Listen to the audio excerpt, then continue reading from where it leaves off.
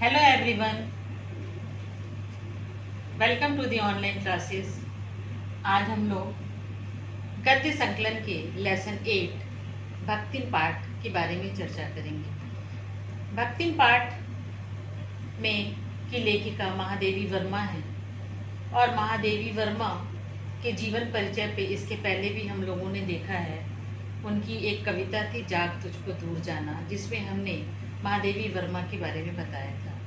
अतः उनके जीवन पर पुनः प्रकाश डालते हुए हम एक बार फिर देखते हैं। महादेवी वर्मा का जन्म 26 मार्च 1907 को फर्रुखाबाद में हुआ था, जो उत्तर प्रदेश जिले में स्थित है। महादेवी वर्मा का नाम हिंदी साहित्य में ध्रुव तारे की तरह जगमगाता है, क्योंकि वो हिंदी की सबसे सशक्त कवयित्री मानी जाती हैं और उन्हें आधुनिक मीरा के नाम से भी जाना जाता है। वो साहित्य जगत में एक लोकप्रिय महिला साहित्यकार के रूप में पूजनीय बनी हैं। उन्होंने अपनी मन की पीड़ा को अपने साहित्य में इस तरह सजाया है कि ये समीक्षकों, पाठकों में गहराई तक प्रवेश कर जाता है, अर्थात उनके पाठक उनसे बहुत ज़्यादा, उनके साहित्य से बहुत ज़्यादा प्रभावित होते हैं। महादेवी वर्मा का जन्म अपने घर में 7 पीढ़ियों के बाद हुआ था। पुत्री का जन्म होने के कारण उनके घर में बहुत हर्ष की लहर दौड़ गई थी और इसलिए उन्हें घर की देवी माना जाता था और उनका नाम महादेवी रखा गया। उनके पिता श्री गोविंद प्रसाद वर्मा भागलपुर के एक कॉलेज में प्राध्यापक थे। निराला जी और सुमित्रा नंदन पंत से इनके बड़े मधुर संबंध थे। इसके अलावा ये अपने जीवन में राजेंद्र प्रसाद से बहुत ज़्यादा प्रभावित थी। उनका बाल विवाह हुआ था और परंतु उन्होंने अविवाहित होकर जीवन यापन किया। उन्होंने अपना अधिकांश समय इलाहाबाद में बिताया और 11 सितंबर 1987 में उनकी मृत्यु हो गई। महादेवी वर्मा की प्रमुख रचनाएं हैं निहार, नीरजा, रश्मि, सांध्य गीत इत्यादि। अब हम महादेवी वर्मा द्वारा रचित उनके पाठ भक्तिन की ओर चलते हैं। भक्तिन उनका एक संस्मरण लेख है, जिसमें उन्होंने अपनी एक सेविका भक्तिन के बारे में बताया। भक्तिन के बारे में बताते हुए वो बताती हैं कि वो उस अपनी सेविका से इतना ज़्यादा प्रभावित थी कि उन्होंने उनकी तुलना राम भक्त हनुमान से की। भक्तिन के बारे में बताते हुए वे कहती हैं कि उसका चरित्र अत्यंत भोलापन से जुड़ा हुआ था और भक्तिन एक छोटे कद और दुबले शरीर वाली महिला थी, जो विचित्र समझदारी वाली है। वे काफ़ी समय से हमारे साथ है, लेकिन जब भी कोई उससे यह प्रश्न पूछता है तो कुछ सोचकर यह कह देती है कि 50 बरस से हमारे साथ है। इस आधार पर मेरी उम्र 75 की और उसकी 100 के पार हो जाती है, लेकिन वे इससे थोड़ा भी कम करना नहीं चाहती। सेवा भाव में हनुमान जी की तरह रहने वाली भक्तिन का पहले का नाम लक्ष्मण है, जिसे वे किसी को बताना नहीं चाहती। इसलिए नहीं बताना चाहती क्योंकि उसे लगता कि लक्ष्मी नाम धन और संपत्ति से जुड़ा हुआ है, जबकि वो उसके पास कोई धन संपत्ति नहीं थी। जब वे नौकरी की खोज में आई तो अपना नाम बताने के साथ वह प्रार्थना की कि उसके इस नाम का उपयोग ना किया जाए। लेखिका ने उसे कंठी माला आदि दे करके उसका नाम भक्तिन रख दिया।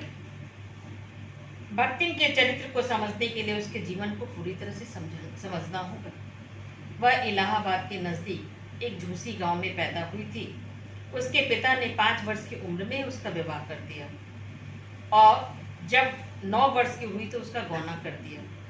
इस प्रकार सौतेली माँ ने हंडिया के गोपालक की सबसे छोटी पुत्र वधू बनाकर अपने कर्तव्य का इतिश्री किया। विवाह के बाद उसके पिता बीमार थे और विमाता ने उसके पास कोई सूचना नहीं दी। उसके पिता की मृत्यु भी हो गई, लेकिन विमाता ने कोई सूचना नहीं दी। जब उसकी मृत्यु का समाचार उसकी सास को मिला तो सास ने लक्ष्मी को बिना बताए हुए उसे मैके भेज दिया कि एक बार जाके नैहर देखा। वहां जाकर लक्ष्मण को जब सब कुछ पता चला तो वह बहुत दुखी हुई। वह उल्टे पैर ससुराल आकर अपने पति को खरी खोटी सुनाकर अपने पिता के चिर विछोह की व्यथा व्यक्त करती। लक्ष्मी के जीवन में 2 कन्याओं का जन्म होता है, जबकि उसकी जिठानियों को काले कलूटे से लड़के थे। फिर भी वह उच्च बन चुकी थी क्योंकि उसकी जिठानी ने पुत्र को जन्म दिया था। लड़कों को खाने के लिए दूध भात मिलता और कन्याओं को काला गुड़ और मट्ठा। एक विशेष बात थी कि जिठानियां बात बात पर पति के द्वारा कूटी पीसी जाती थीं, पर लक्ष्मण का पति उसके पर कभी भी हाथ नहीं उठाता। इसी प्रेम के बल पर वह अलगौची हो जाती। परिश्रमी दंपति के परिश्रम से उसका विकास स्वाभाविक था।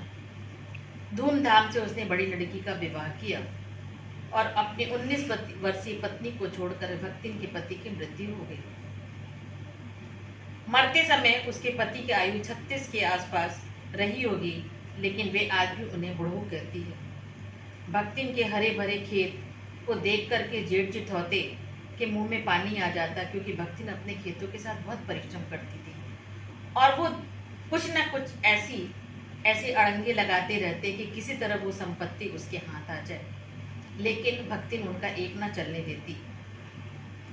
उसके घर वालों ने पूर्वजों की संपत्ति में से सुई की नोक के बराबर भी उसे नहीं दी थी। छोटी लड़की के हाथ भी लेकर दिए तथा पति के चुने हुए दामाद को घर जमाई बनाकर रखा। जीवन के तीसरे हिस्से में भी उसका दुख कम नहीं हुआ।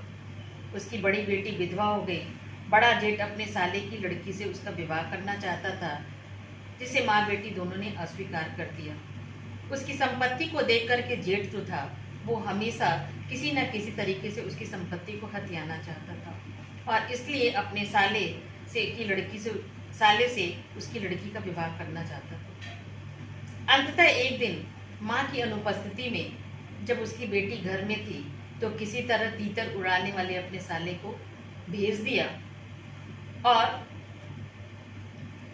कोठरी में घुसकर अंदर से किवाड़ बंद कर लिया। और किवाड़ खोलने पर जब उनका साला अंदर से निकला तो पंचायत बैठाई गई और इस बात को नमक मिर्च लगा करके पंचायत के सामने रखा गया और अंततः उन लोगों को गांव की मान मर्यादा और लड़की की इज्जत को रखने के लिए जबरदस्ती भक्तिन की बेटी से विवाह करवाना पड़ा। इस प्रकार एक ऐसा दामाद गले पड़ गया जो सिर्फ तीतर लड़ाता था। अब धीरे धीरे उनकी हालत और खराब होती गई और समस्याएं होने लगी। भक्तिन कमाई के विचार से शहर आ गई। धीरे धीरे उसकी सारी चीज़ें बिकने लगी और उसका दामाद जो बहुत ही घटिया किस्म का आदमी था, उसके आने से सब कुछ फिर अस्त व्यस्त होने लगा और भक्तिन इस कमाई से फिर शहर आ गई। जीवन के चौथे हिस्से से भक्तिन का सेविका रूप आरंभ हुआ और अंत अभी दूर है। भक्तिन की वेशभूषा देखकर लेखिका ने उससे पूछा, क्या खाना बनाना जानती हो?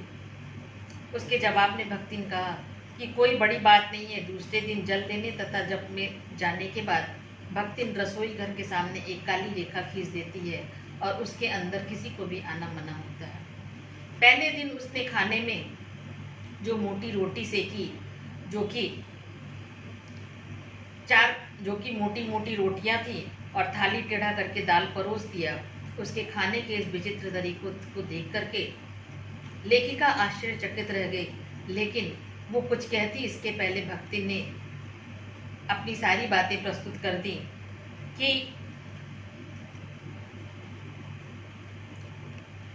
उसने तरह तरह के तर्क दिए और तर्क देकर के अपनी ही बात मनवा ली। इसके बाद आगे हमेशा ऐसा ही होता रहा कि भक्तिन अपनी बातों को की बढ़ा चढ़ा करके आगे कर लेती और लेखिका की बातों को पीछे छोड़ देती। लेखिका उसको अपने अनुसार तो नहीं ढाल पाई, लेकिन स्वयं उसके अनुसार ढलती गई। क्या मजाल कि उसके रहते हुए लेखिका के बारे में कहीं कुछ कह दे। हॉस्टल में रहने वाली लोग, लड़कियां और वो सब उसका लोहा मानती थी, क्योंकि वह दिन रात महादेवी वर्मा के साथ लगी रहती थी। लेखिका ने उसकी भक्ति इस प्रकार देखी, जब रात में भी वो लिखने बैठती थी तो भक्तिन दरवाजे पे बैठी रहती थी और जब तक लेखिका लिखती थी तब तक वो बैठ करके भक्त की तरह उनकी सेवा करती थी। लेखिका के लिख लेने के बाद उनके पेन किताबों को सहेज करके रखना, ये सारे कार्य वो करती थी। और जैसे उसको बहुत गर्व का अनुभव होता था कि उनकी मालकिन की तरह कोई पढ़ा लिखा नहीं है, और बड़े शान से सबसे ये सारी बातें वो कहती थी। जब दूसरे नौकर पढ़ते तो वह कहती कि हमारी मालकिन तो दिन रात किताब में लगी रहती है, जब हम भी पढ़ने लगेंगे तो घर गृहस्थी कौन देखेगा, और यह कह करके वो पढ़ने का नाम नहीं लेती। लेखिका ने उसे बहुत बार हस्ताक्षर करने जैसी चीज़ों को सिखाने का प्रयास किया, लेकिन वो नहीं मानी। कोई भी काम में सहायता नहीं कर पाता था, लेकिन जब तक वह जागती तब तक लेखिका की सहायता करती रहती। कहीं जाने को भी लेखिका अगर प्रस्तुत होती तो भक्तिन छाया की तरह उनके साथ लगी रहती। उसके दामाद और बेटी उसको बुलाने आते तब भी नहीं जाती, पैसे भेज देती और कभी कभी उन्हें देख भी आती। जब युद्ध के कारण सभी पलायन करने लगे तो भक्तिन मुझसे गांव चलने को अनुरोध करती है और सारी योजना बना देती है। इस भक्तिन के इस प्रस्ताव को स्थगित करने के लिए लेखिका ने कहा कि मेरे पास पैसे नहीं है, तो अपने पैसे के बारे में बताती है कि कैसे उसने लेखिका के ही दिए हुए पैसे को कैसे मटकी में और जगह जगह छिपा करके रखे हैं। हमारे बीच अर्थात लेखिका और भक्तिन के बीच में एक अजीब सा संबंध था। चाह कर भी लेखिका उसे अपनी सेवा से हटा नहीं पाती थी। भक्तिन मेरे साहित्यिक बंधुओं से भी परिचित थी, सबका दुख उसे प्रभावित कर सकता था। भक्तिन के संस्कार ऐसे हैं कि वो कारागार से डरती है जैसे वह यमलोक जा रही है। बार बार पूछती कि क्या ले जाना है जिससे कोई असुविधा ना हो। मेरे ना जाने की कल्पना से इतनी प्रसन्न ना होती जितनी कि अपने साथ मेरे ना जाने की संभावना से अपमानित। मैं यह सोचती हूँ कि चिर विदा के अंतिम क्षणों में वह देहातिन वृद्ध क्या करेगी।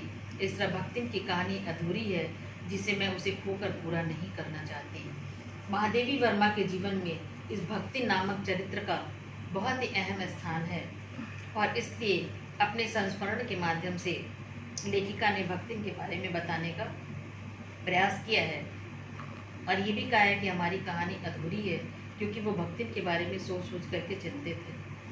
भक्तिन के साथ उनका अगाध प्रेम जो है वो किसी न किसी वजह से जुड़ा हुआ है, जबकि भक्तिन के अंदर कोई ऐसे गुण नहीं है, लेकिन फिर भी उसकी जो भावना है लेखिका के प्रति, लेखिका उससे जुड़ी है और लेखिका उससे बहुत ज़्यादा जुड़ी हुई है और अपने सारे सेवक सेविकाओं में वो उन्हें विशेष स्थान देती है। ये कहानी का सारांश है और इसके साथ हम अगले वीडियो में कहानी की एक एक लाइन को पढ़ेंगे, क्योंकि हमारे प्रश्न का कुछ भाग एक्सट्रैक्ट टाइप क्वेश्चन से आते हैं, इसलिए हमको एक्सट्रैक्ट टाइप क्वेश्चंस को समझने के लिए और जानने के लिए लेसन के एक पार्ट को पढ़ना ज़रूरी है। नेक्स्ट वीडियो में हम लोग भक्तिन कहानी के बारे में पूरा विस्तार से पढ़ेंगे।